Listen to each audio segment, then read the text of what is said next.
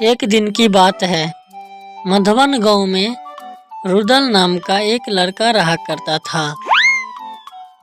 उनका पिता और उनका माँ और उनका पत्नी उनके साथ ही रहा करती थी। कि पत्नी और माँ में थोड़ा सा भी मिलाव नहीं था।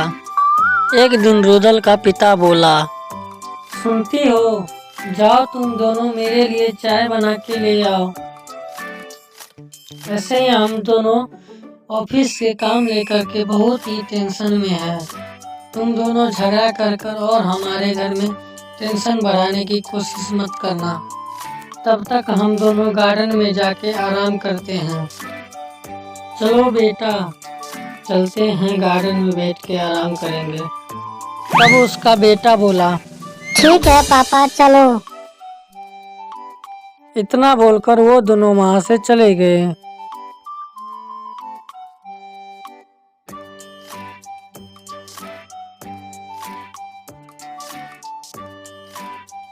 फिर उसका सास बोली, बहू तुम जाओ, उन दोनों के लिए चाय बना के ले जाओ, मेरे लिए भी एक कप चाय लेके आओ।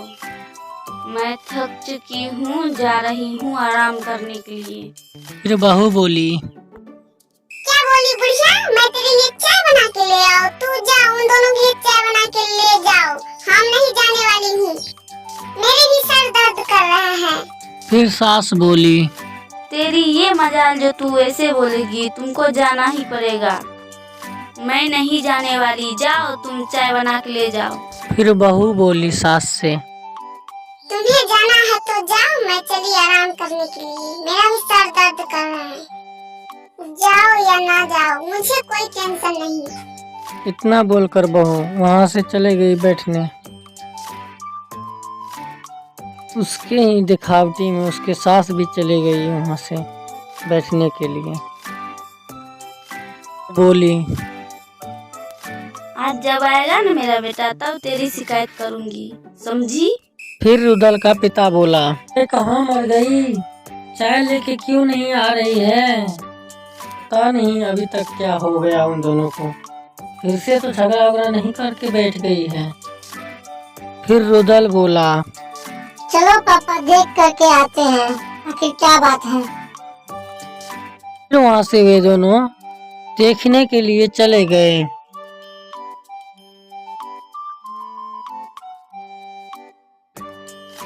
अरे वाह, ये दोनों तो मालकिनी बनी बैठी हुई है यहाँ पे। क्या हम दोनों का इस घर में कोई इज्जत नहीं है? जो हमने कुछ बोला तो अभी तक नहीं हुआ।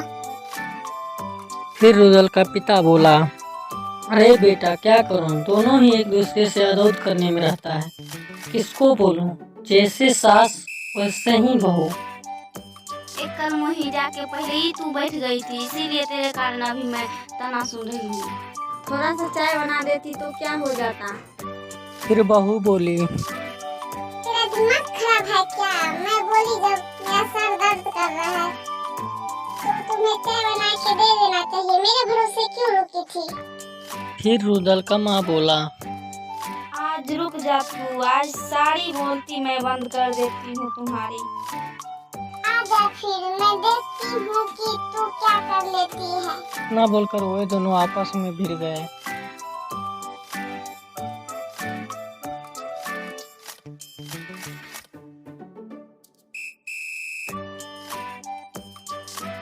थोड़ा देर झगड़ा होने के बाद रुदल बोला, कर्म जलियो, तू झगड़ा कर रही है।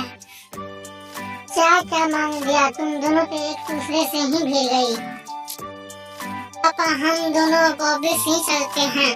यहाँ पे तो एक चाय भी पीना बहुत काफी दिक्कत हो रही है। ठीक है बेटा, चलो। इतना बोलकर वो दोनों वहां से चले गए।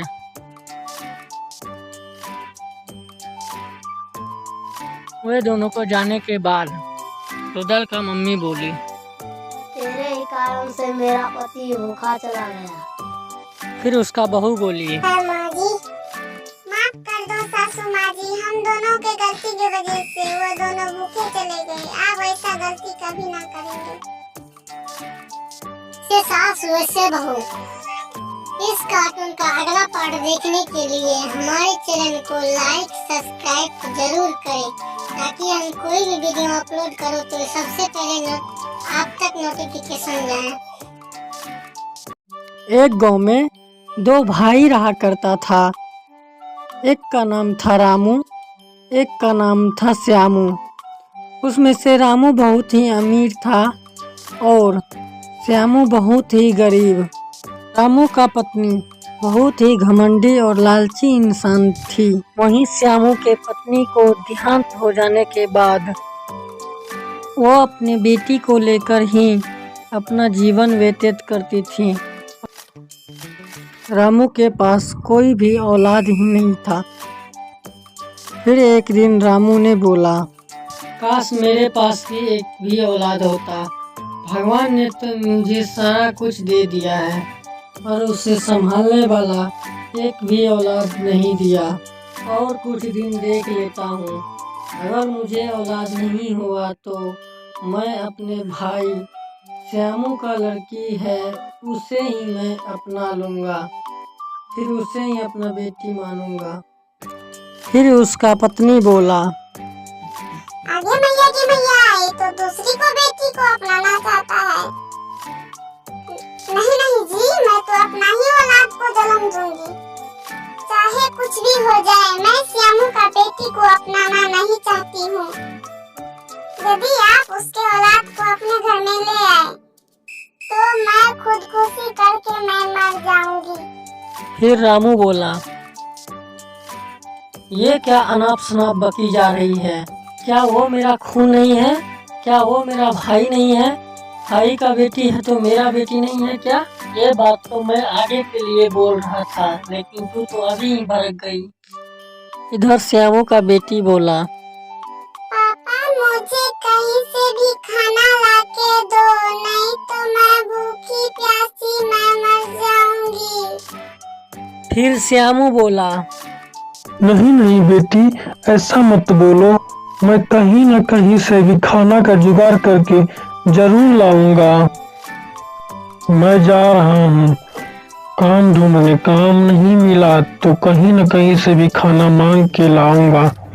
तुम अपना ख्याल रखना बेटी। इतना बोल के वो वहां से चल दिया।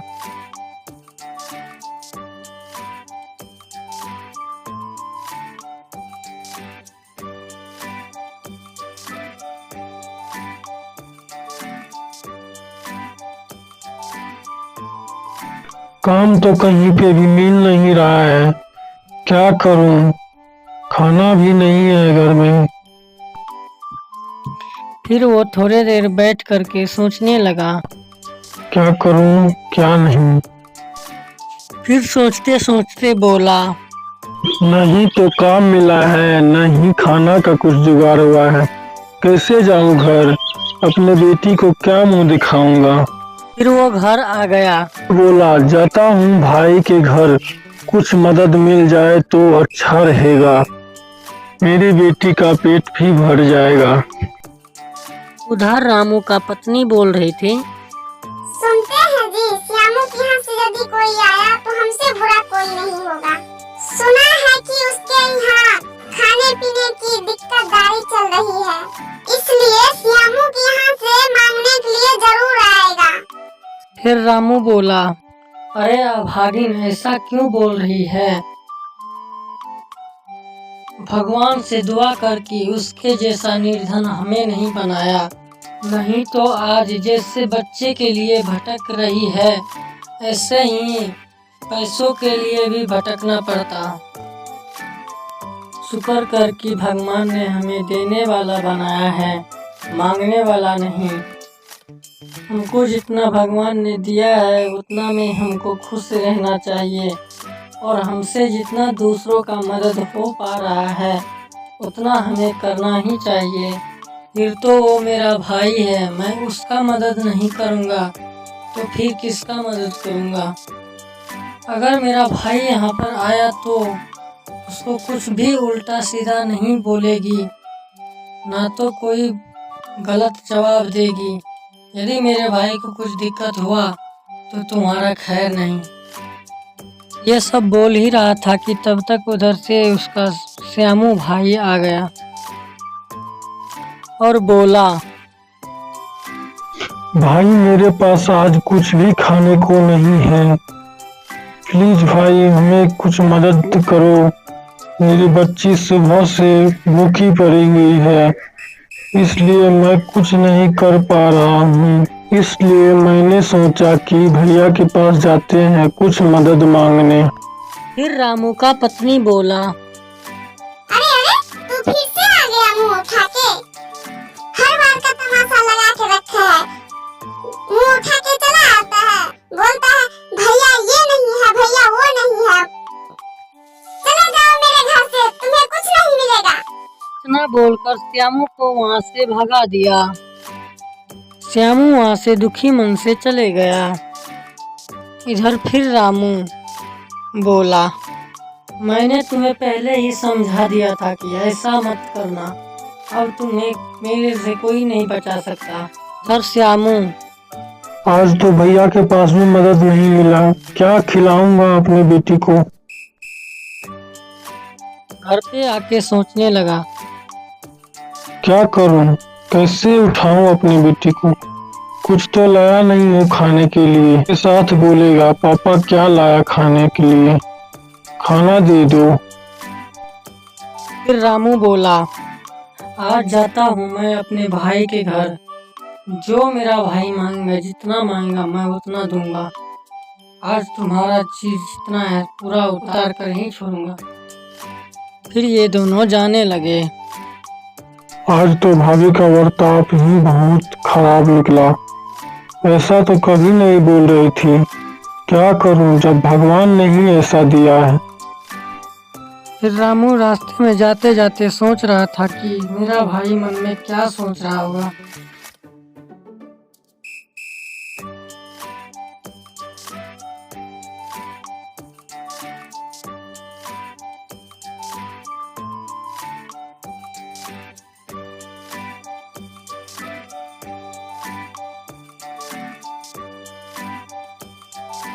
माफ कर दो भाभी मुझे, मैंने आपके यहाँ गया पर मैंने आपके यहाँ से कुछ भी नहीं लाया हूँ।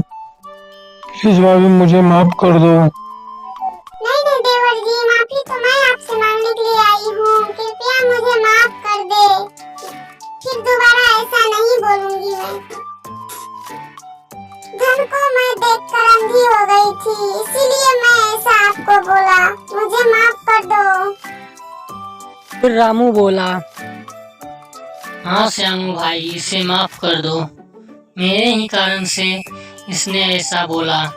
पहले से इसे समझा के रखता तो आज तुम्हें इतना बेइज्जती होना नहीं पड़ता। और ये तेरा भाभी भी सही बोल रही है, इसे माफ कर दो प्लीज भाई। चलो मैं तुम्हें एक अपना नया घर देता हूँ और तुम उसी में आज से रहना, खाना पीना सब चीज तेरा फ्री रहेगा।